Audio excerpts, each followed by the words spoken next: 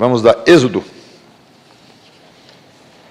capítulo 6, continuando a nossa jornada com Moisés, dando os primeiros passos como libertador de Israel lá no Egito.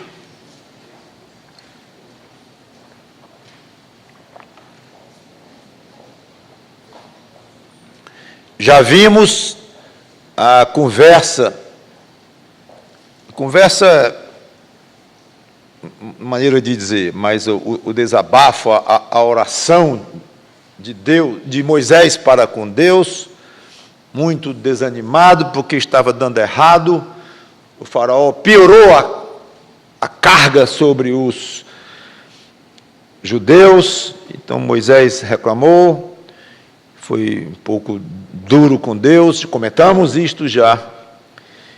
E ficamos em Êxodo capítulo 6, versículo 1, quando Deus falou de volta a Moisés, não mostrou que estava ofendido, nem alguma ira contra Moisés, mas apenas reafirmou que ele iria usar a mão poderosa sobre o faraó para poder tirar o povo de lá, que ele já tinha dito antes, foi até um dos pontos que eu coloquei, que Moisés parece que não considerou bem o fato de que Deus já havia dito isso para ele, que era de se esperar que acontecesse uma reação forte da parte de Faraó, e Moisés quase que desconsidera isso e se chateia, se entristece e tudo mais, embora entendamos perfeitamente a pressão sobre Moisés, a reclamação do povo toda contra ele, comentamos sobre a dificuldade que é ser líder e tudo mais. No versículo 2 de Êxodo 6, então, nós não sabemos exatamente se continua a conversa de Deus com Moisés.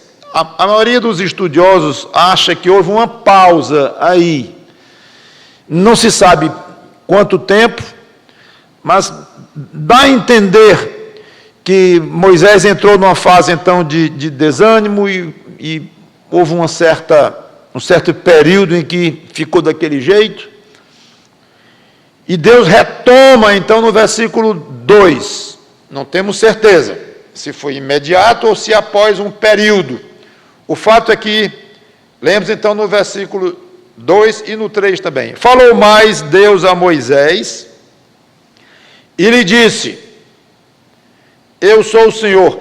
Veja como a apresentação de Deus aqui é formal e é o que dá a ideia, então, de que cessou a conversa de Deus no versículo 1 e aqui já é uma nova fase, que seria meio esquisito Deus falar com Moisés no versículo 1 e no 2 dizer, eu sou o Deus de Faraó e tal, no meio da conversa. Então, tudo indica que houve uma pausa aqui e Deus, então, retoma de maneira formal. Eu sou o Senhor. Aparecia a Abraão, a Isaque e a Jacó como Deus Todo-Poderoso, mas pelo nome o Senhor não lhes fui conhecido. Vamos orar. Santo Deus, nosso bom Pai, que o Teu Espírito Santo nos ajude na transmissão da Tua palavra, muito condensada em alguns pontos, como aqui inclusive, e que possamos explicar de uma maneira satisfatória e, mais do que tudo, fiel à veracidade dos fatos, de acordo com as Escrituras reveladas. É em nome de Cristo que nós te pedimos e agradecemos. Amém. A parte difícil essa. Há muita discussão aqui, o que significa exatamente Deus dizer para Moisés que ele apareceu aos 3 patriarcas, Abraão, Isaque e Jacó, como Deus Todo-Poderoso, El Shaddai, no caso, mas não como o Senhor, que no caso é Jeová, que é o nome pessoal de Deus. Já comentamos isso lá em Êxodo 3, quando ele aparece a Moisés na sarça ardente, quando diz, eu sou o que sou, ou simplesmente, eu sou, que é o mais perto que podemos explicar o que significa, de fato, esta expressão, que é o nome pessoal de Deus. Então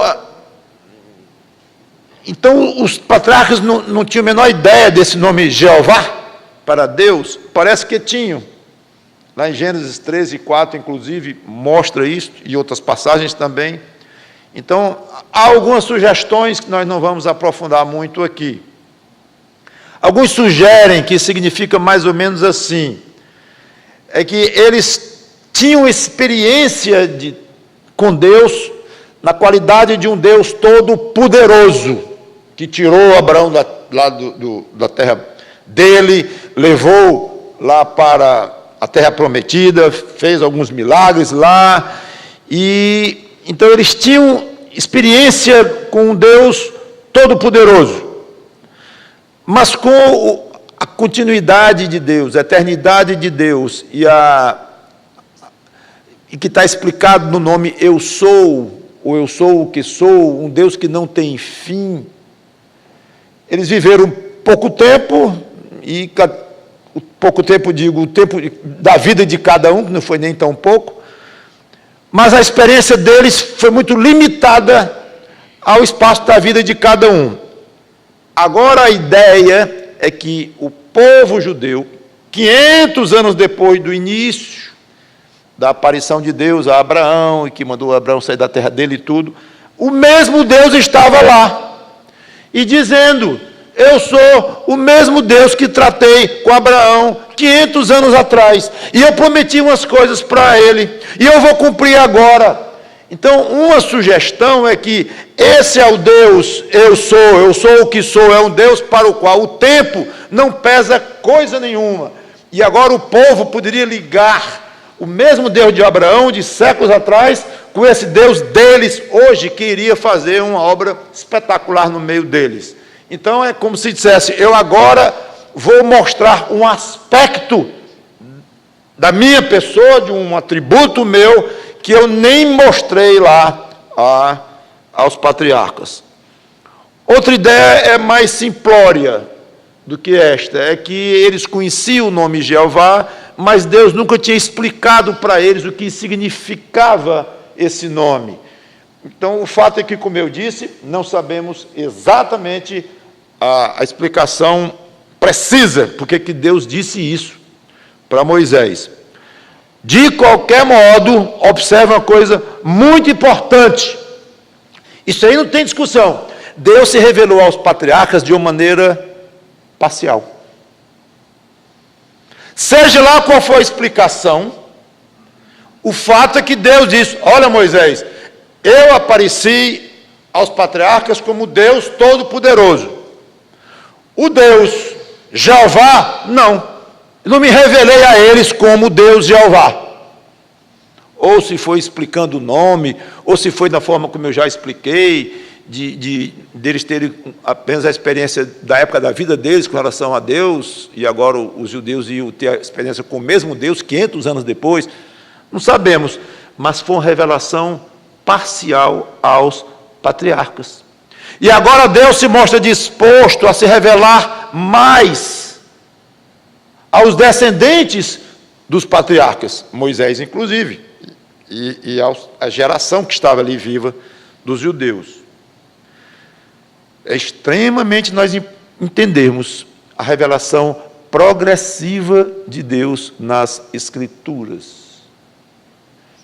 Deus foi se revelando aos poucos, cada vez mais. Então, ao próprio Abraão, com quem Deus conversou, ele não se revelou de uma maneira muito profunda. Aí chega com Moisés e diz: agora eu vou revelar a você um aspecto meu. E que aspecto? Que explica ou mostra exatamente o que significa eu sou, o nome pessoal de Deus. A revelação de Deus é progressiva e teve um limite. Chegou a um ponto máximo. Isso é importantíssimo nós sabermos. É por falta do conhecimento disso que milhares, talvez milhões de crentes mundo afora ainda esperam revelação de Deus. Esperam, acham que têm, se confundem, querem igualar revelações de Deus, que acham que é revelação de Deus, com as Escrituras de hoje, e não sabe explicar porque que não tem a autoridade da Bíblia, mas quase que tem, porque o que Deus diz hoje para eles em revelação é mandatório. Então, é muito confuso isso. Dá pena, porque não causa bem nenhum. Até onde foi a revelação de Deus? Hebreus 1 e 2. Vamos lá.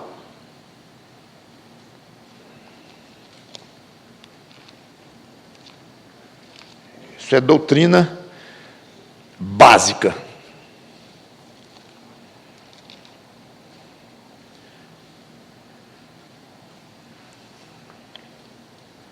Hebreus 1 e 2.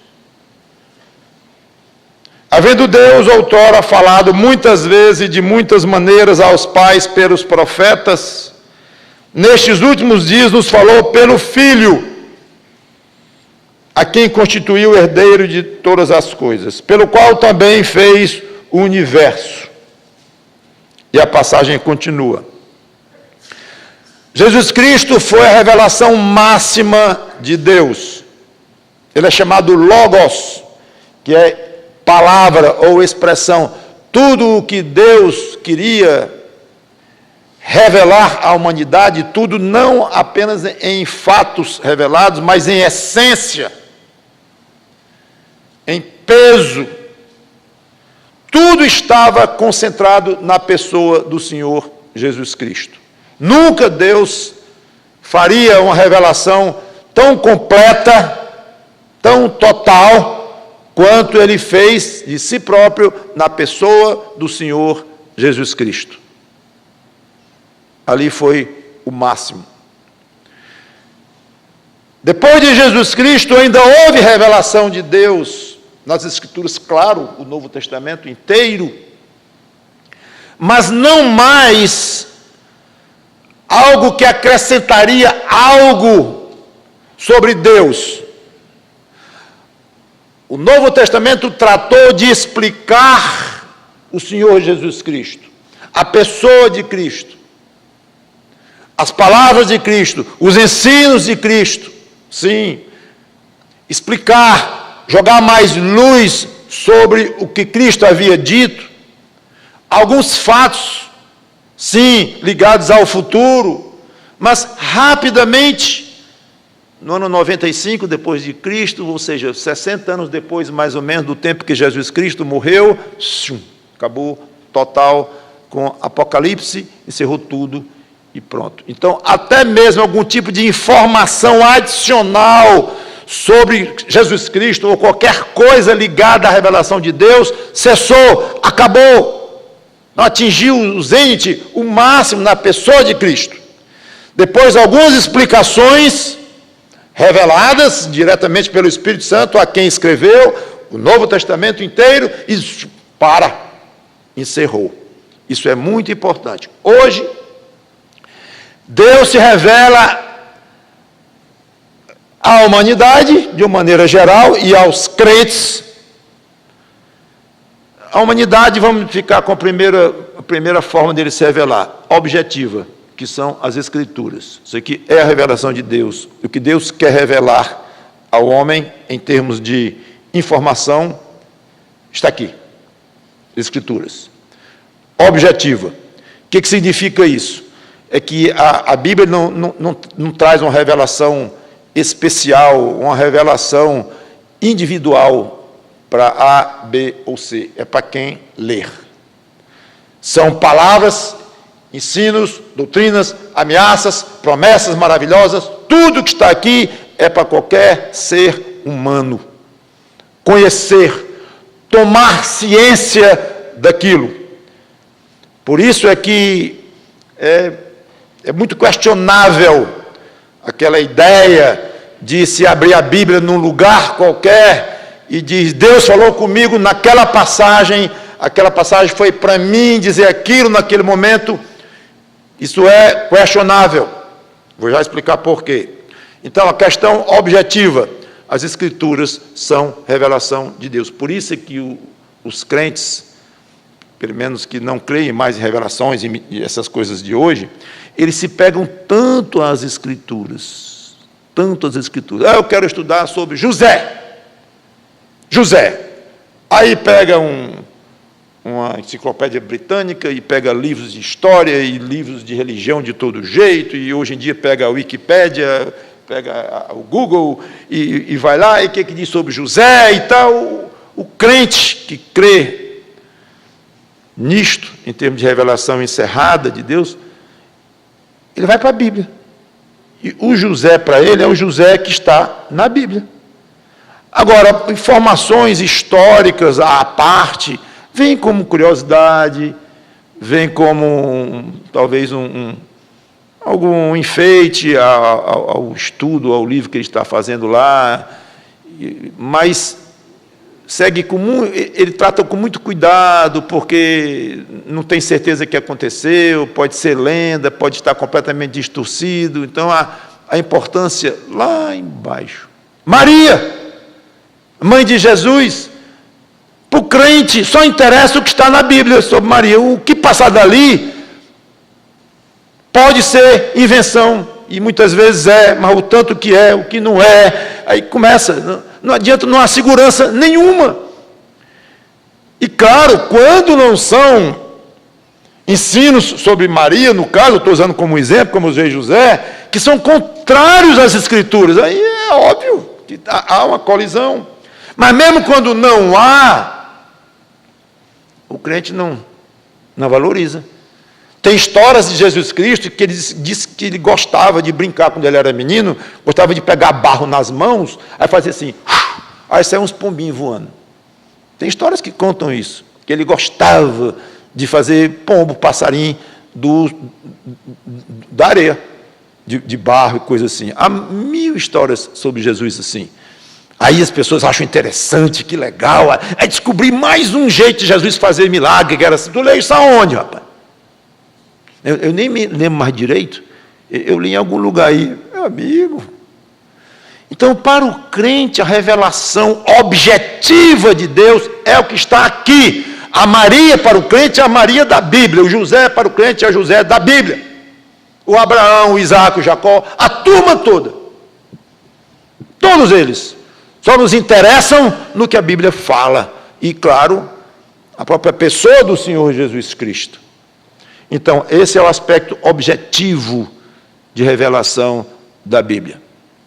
E tem um aspecto subjetivo, que aí que fica um pouco mais complicado, que aí reduz como um funil, não mais para a humanidade inteira, a Bíblia está entregue à humanidade inteira, é o livro mais vendido do mundo. Mas agora, alguém se converte a Cristo, recebe o Espírito Santo. Terceira pessoa da Trindade, que passa a habitar no próprio crente. Algo misterioso para o nosso entendimento, mas espetacular. E o Espírito Santo, então, nos dá uma condição, olhos, para entender verdades que antes nós não compreendíamos. Então, nós passamos a ter um tipo de compreensão, de capacitação, de enxergar coisas espirituais totalmente renovada, diferente, criada do zero, dado ali. E há uma comunicação, sim, de Deus com a alma daquele ser humano que foi tornado salvo em Cristo, um filho de Deus pela fé, habitação, templo do Espírito Santo. Há comunicação real, subjetiva, para aquela pessoa. Muitas vezes o crente lê uma passagem da Bíblia 100 vezes. Quando lê a 100ª, aquela passagem brilha nos olhos dele, arde no coração dele, é algo, imagino que todos os crentes conhecem essa experiência. Puxa, parece que isso aqui não estava nem na Bíblia antes, mas agora, que coisa!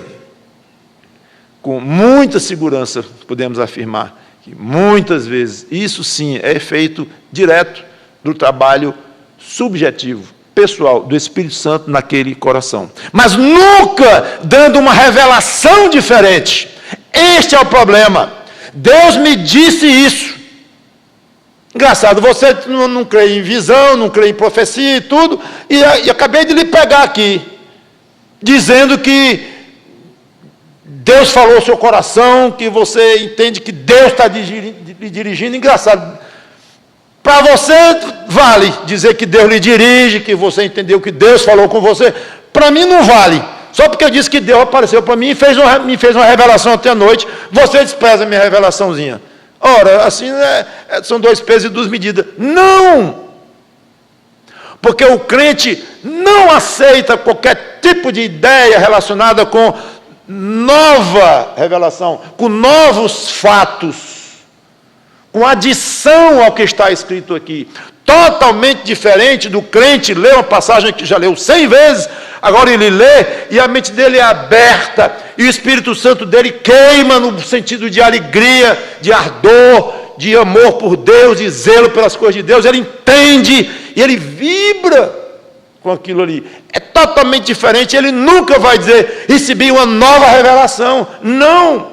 Aquela revelação que está ali há 2000 anos, se for do Novo Testamento, se for de Davi, é 3000 anos, um salmo dele lá, aquela revelação, aquela velhíssima revelação, a mesma, que eu inclusive já li muitas vezes, agora eu entendi. E, puxa vida, como eu cresci com ela. É diferente dizer que é uma nova revelação, é a mesma. Então é óbvio que o Espírito Santo ilumina o crente, e ele dirige os passos do crente. Mesmo assim, é algo que deve ser explicado com cuidado, porque qual é o limite? Até onde vai uma iluminação do Espírito Santo e onde vai a vontade pessoal sua? Você está com vontade de fazer tal coisa, e você ora e sente uma alegria, e está tudo bem, Deus mandou fazer isso, Deus mandou aquilo, e eu não vou aprofundar nisso não, porque talvez mereceria um estudo melhor, uma palestra ou várias sobre esse assunto, que é complicado. Onde entra uma orientação de fato do Espírito Santo, uma iluminação da parte do Espírito Santo, e onde entra algo pessoal nosso, onde aquela começa uma que termina a outra, e até que ponto se afirma que Deus mandou isso, que Deus mandou aquilo. Não é fácil. Seja como for, fique claro, nós temos sim revelação subjetiva de Deus, hoje, o crente tem, não no sentido de novidade revelacional, de novos fatos, de novas doutrinas, nunca. Selou, encerrou. Mas compreensão para nós entendermos melhor, nesse sentido, sim. Então nós poderíamos pensar que Abraão chegou ao máximo em termos de conhecimento de Deus. Como eu queria conhecer Deus, como Abraão conheceu o cara. Deus conversou com Abraão. Chegaram até, não vou dizer discutir, mas não, se tiver tantos lá em Sodoma, tantos justos, e 40 e 30, e houve até uma conversa para lá, conversa para cá, e rapaz, é muita intimidade de Abraão com Deus. Eu queria ter aquela intimidade com Deus que Abraão teve, queira não. Não queira não, não. Abraão não conheceu Deus como eu sou o que sou. Seja lá qual for a explicação exata para isto que Deus disse para Moisés, é fato. Se nós não sabemos exatamente o que significa, temos apenas algumas sugestões, não quer dizer que não seja, é. Então, com certeza, Moisés já adquiriu uma revelação adicional do que Abraão não teve. Aí vem o Novo Testamento ensinando a doutrina da habitação permanente do crente, do Espírito Santo no crente, que isso não tem no Velho Testamento. Então, hoje nós estamos lá na frente. O santo do Velho Testamento, ele não teve a revelação nas mãos, como nós temos dos evangelhos, da pessoa de Cristo, e as maravilhas que foram reveladas por Deus na época de Cristo. Então, não queira não se colocar na posição de um José, um Davi, Eu não estou dizendo que eles não tiveram comunhão com Deus, que eles não foram homens que, claro, estiveram pertinho de Deus, que tiveram privilégios que nós não temos, é óbvio. Mas eu quero fazer aqui um outro papel, no sentido de dizer assim, não se sinta complexado, porque nunca viu Deus, ou pelo menos uma manifestação de Deus, porque não passou por essas experiências fantásticas que Daniel passou e tal, esses milagres enormes de um leão, ou leões não o comerem e tal, que coisa, é fantástico mesmo. Hoje estudamos, pregamos sobre isso e tudo, mas não tenha inveja de ninguém quanto ao conhecimento de Deus que tal ou tal pessoa teve. Você está na posição máxima, nós, hoje, de vivermos pós Jesus Cristo, pós Novo Testamento, de o Espírito Santo habitar em nós, nos iluminar. E se você tem pouca comunhão com Deus, não é porque você não é Abraão, entendeu? Não é porque você não é Davi, é porque você não quer. Certo? É porque você não quer. Porque você tem todos os instrumentos, mais do que Abraão, ouso dizer, mais do que Abraão. Moisés já teve mais do que Abraão. Agora é uma passagem tão misteriosa que a gente passa por cima, muitas vezes. Ó Moisés, eu apareci aos patriarcas como Deus Todo-Poderoso, mas como é o Shaddai, mas como Jeová, não apareci não. Negócio esquisito, e passa para frente. Mas quando a gente para um pouco e aprofunda, que coisa! Abraão andou perdendo aqui um pouco com relação a Moisés, e nós estamos ganhando deles todos, pela época em que nós vivemos. Vou encerrar, tem um mundo de coisa para dizer aqui, mas eu fico com isto. Se você não tem mais comunhão com Deus, é porque você não quer. E é fraqueza, é fuga, dizer, se eu fosse um Abraão, se eu fosse um Davi, se eu fosse um Daniel, se eu fosse os amigos de Daniel na fogueira ardente. E para com essa infantilidade aí, que isso não quer dizer coisa nenhuma. Eu fico imaginando como é que Deus olha e diz, achou pouco? Está querendo ir para a fogueira, viu? Apagar uma fogueirazinha? Que para Deus é uma fogueirazinha, para nós é muita coisa, que até quem chegou perto morreu, mas para Deus é uma fogueirazinha, levantar um mazinho qualquer, um pedacinho d'água, isso não vale nada. Eu mandei, foi meu filho morrer numa cruz. E ele morreu, ressuscitou, voltou para o céu, e esse meu crente aí, que está com inveja de Abraão, de Daniel, sabe disso tudinho.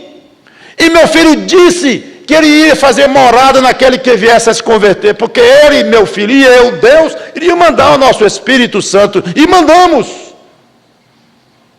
E está hoje habitando nele, orientando, dando a mente de Cristo, como a Bíblia diz. E vem se queixar ou se lamentar, porque não tem mais intimidade com Deus, e que bom mesmo se tivesse algumas revelações, como o pessoal da Bíblia teve, tá? Não. Meu irmão, você vai adquirir a comunhão com Deus que você quiser. E ao dizer isso, não estou dizendo que a comunhão com Deus é algo barateado, vulgarizado, não. Como custou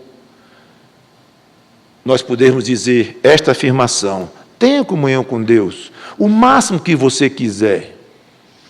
Não é no sentido, Deus está aí, disponível, vai lá, como pegar um copo d'água e beber. Não.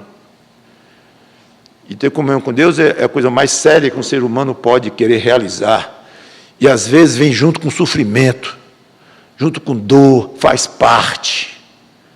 Tem um custo, às vezes altíssimo, para alguém que quer ter comunhão com Deus. Mas eu insisto com a mesma frase: não tem mais comunhão com Deus porque não quer. Porque se quisesse, teria. Ao dizer isso, não estou dizendo que é facinho. mole, beleza, gostosinho. Não é esse aspecto. É espetacular, às vezes é apavorante, às vezes é delicioso, e muitas vezes é complexo, traz complicações para a vida da terra, mas, espiritualmente falando, é bênção, bênção, e bênção, e bênção.